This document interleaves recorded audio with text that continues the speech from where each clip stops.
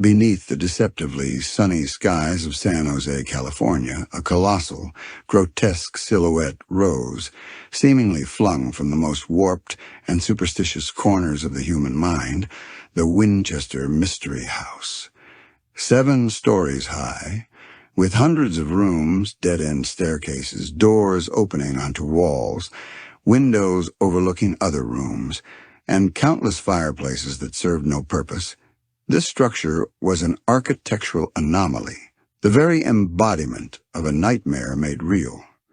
It was built by Sarah Winchester, who, using the vast fortune inherited from her husband's Winchester Repeating Arms Company, embarked on a relentless construction frenzy. She believed this ceaseless building would appease the spirits of those killed by the infamous Winchester rifles, spirits that tormented her and had cursed her family. I had followed the story of this house for years. I had gazed at its photographs, studied its bewildering blueprints, but the moment I stepped through its shadowed gates, I understood that this was far more than just a strange building. The air was stagnant, suffocating and heavy, as if the house itself was afraid to breathe. Thousands of cursed whispers hanging in every corner. I had secured a special permission to access the locked, off-limits areas of the house, its most private and unsettling sections. My intention was to document the twisted psychology behind Sarah Winchester's bizarre architectural decisions and, perhaps, the spiritual influence that drove her. It was an ordinary autumn afternoon. Outside, birds chirped, and people went about their normal lives. But inside this house, the rules of time and logic were suspended. My only companions were my reliable flashlight, a sensitive thermal camera, a voice recorder designed to catch every faint whisper and creak, and, I must confess, a growing sense of dread mingled with an irrepressible curiosity. The moment I crossed the threshold, all sounds from the outside world ceased, replaced by an incomprehensible, faint creaking and groaning emanating from deep within the house itself. It was as if the very wood and iron were moaning under the weight of the trapped spirits. I quickly found myself utterly lost in the house's labyrinthine corridors. Every turn led to a new dead end, every door opened to a senseless wall. The house's soul felt like a reflection of Sarah Winchester's own mind, complex, paranoid, constantly seeking an escape, and enveloped in an unending fear. Moving from one room to another, my thermal camera suddenly detected a distinct, sharp cold spot. The room temperature plummeted well below normal, almost to freezing. As I reached out my hand to that spot, I felt an icy shock in the air, like the touch of an unseen hand. At that precise moment, my voice recorder picked up a deep, agonizing moan. It was a sound of suffering, a soul-deep wail, as if someone was drawing their last, tormented breath. Sarah Winchester believed the spirits of the rifle victims haunted her house, and that ceaseless building would appease them. Was this moan from one of those unfortunate souls, eternally suffering? As I ventured deeper into the house's core, the air grew heavier. Witnessing dead-end staircases rising 7 stories, windows opening onto ceilings and doors leading nowhere, I began to realize that Sarah Winchester wasn't just trying to confuse the spirits. Perhaps she had also turned her own mind into a labyrinth, trapping herself within its confines, materializing her own madness. Standing in the center of one room, I felt a faint, unsettling whisper in the empty air around me. At first I dismissed it as wind, but all the windows were tightly shut. The whisper slowly morphed, becoming more distinct, turning into multiple choral voices, as if thousands of people were speaking at once from every corner of the house. The voices were incomprehensible, a cacophony, but they carried within them a palpable sense of despair, rage, and endless unrest. Was this the collective cry of the countless souls felled by Winchester rifles? Was the house literally overflowing with their restless, cursed energy? Another peculiar event occurred on what was known as the ghost stairs, one of the house's most famous features, deliberately built by Sarah Winchester to end abruptly in a wall designed to confuse the spirits. As I placed my foot on the first step, a cold, sharp draft of air suddenly hit my face, as if someone had rushed past me at speed, chilling my skin to the bone. Simultaneously, my voice recorder picked up a faint, choked sob, clearly belonging to a woman. Sarah Winchester was known to have grieved deeply for her lost children throughout her life, particularly her infant daughter Annie, whose death never left her.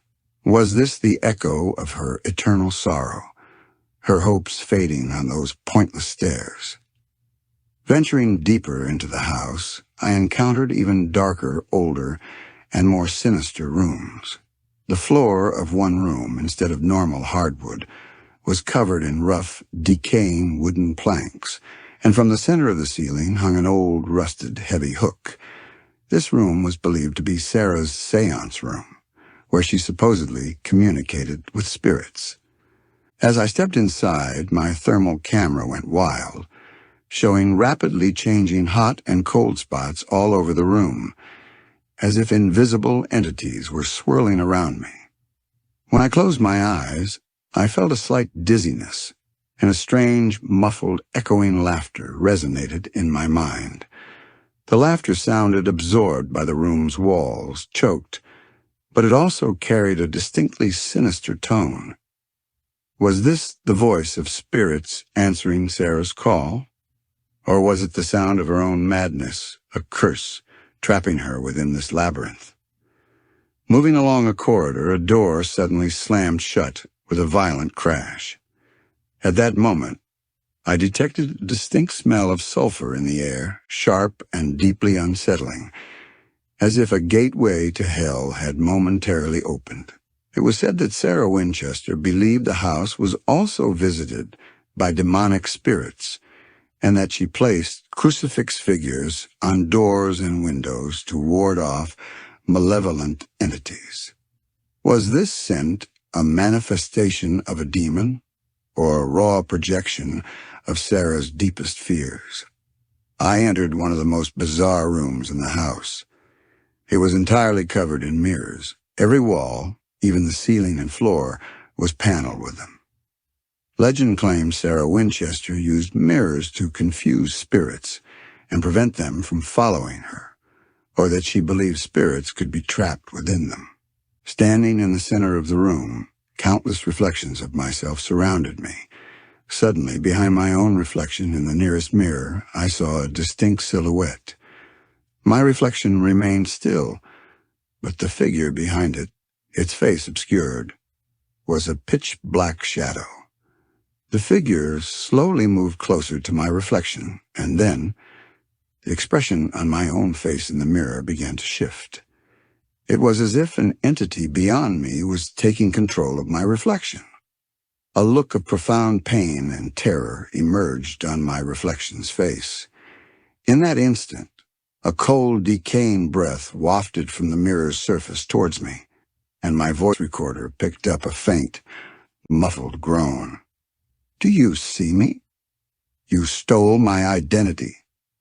I couldn't tear my eyes away from my changing reflection, fleeing the room in utter terror.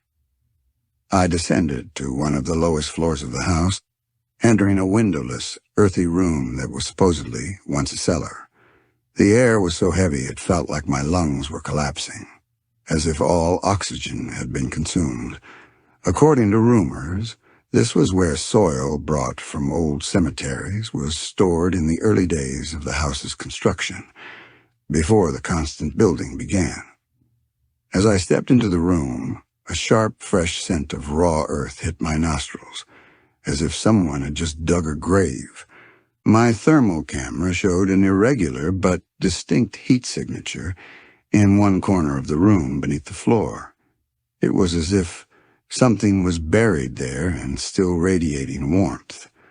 At that moment, I clearly began to hear digging sounds coming from beneath the earth, a rhythmic thump, thump, thump. It was as if someone was inside in the darkness, digging something. Was this related to the rumors that victims of the Winchester rifles were secretly buried here? Those sounds were like a cursed call from within the very ground. I reached the attic, the highest point of the house, where Sarah Winchester's personal chambers were located, and where an unfinished bell tower protruded from the roof. It was rumored that Sarah designed the tower to halt time and prevent her own death. As I climbed into the tower, a high-pitched, frantic mechanical whirring suddenly erupted, like a clock's gears spinning wildly, uncontrollably. The sound quickly morphed into a painful, monotonous tick-tock, tick-tock, like a heartbeat, but a sickly, distorted rhythm. Was this Sarah Winchester herself, a soul trapped in a bizarre time loop, confined within her own madness?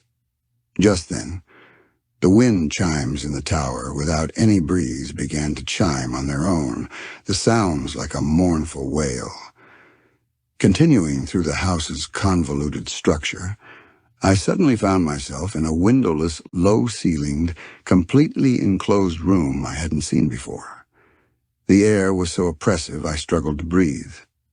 The walls were covered in unintelligible scribbles and drawings, as if someone had been trapped there for a long time and driven to the brink of insanity. My thermal camera showed a steady red dot in the center of the room, a high heat signature. I wanted to reach out and touch it, but an inner force stopped me. At that moment, my flashlight flickered erratically, then died completely. I was plunged into pitch darkness. Then, from the very center of the room, a distinct, mechanical clicking sound began. The clicking resembled the sound of a Winchester rifle being cocked and fired, accelerating with each passing second as if the cursed sound of the rifle itself had come to life. In a state of panic, I began frantically searching for an exit along the wall in the enclosed room. That clicking sound reverberated in my brain as if unseen entities had targeted me. For a fleeting moment, a vision from the past flashed before my eyes, a human figure collapsing to the ground with the sound of a rifle shot, followed by a vacant, pained expression looking into the void. Winchester rifles had claimed millions of lives in American history. Sarah Winchester deeply believed that the spirits of these victims haunted her. Was this clicking sound an echo of those cursed rifles, a manifestation of the spirits trying to hunt their victims forever within the house? Without knowing where I was going, I frantically ran through random doors. Each door opened into a new room, each room another piece of the bewildering maze. I remember passing through 7 doors in quick succession, feeling as though I was exiting the same room, but always arriving somewhere different. These were clearly some of the confusing doors Sarah had designed to disorient spirits. Finally, in the distance, I saw a faint light. I ran towards it with desperate hope. The light was coming from a small window leading to the outside. Stepping out of the house, the warm San Jose sun momentarily blinded me. People around me continued their normal lives. The outside world seemed to spin on as if nothing had happened. But I had witnessed the madness and the horror within the Winchester Mystery House. The clicking sound, the whispers, the smell of burning, the chilling visions, the horror in the mirror, and the digging sounds from underground were all seared into my mind. I knew then that this house was not just a bizarre architectural marvel, but also a prison, where the spirit of a mad woman, the shadow of superstition, and the curse of thousands of victims were forever trapped. Sarah Winchester, who had built this colossal structure to protect herself and appease the spirits, had, paradoxically, created both a monument to her own madness and an eternal tomb for all those cursed souls. And I, through the terrifying experiences I endured deep within that house, had become a part of that cursed history. I would never dare to step inside those warped doors again, because the whisper of the Winchester Mystery House had told me, "You are with us now, forever. You can never leave." And I knew that story, like a shadow, would live with me forever, never allowing me to find peace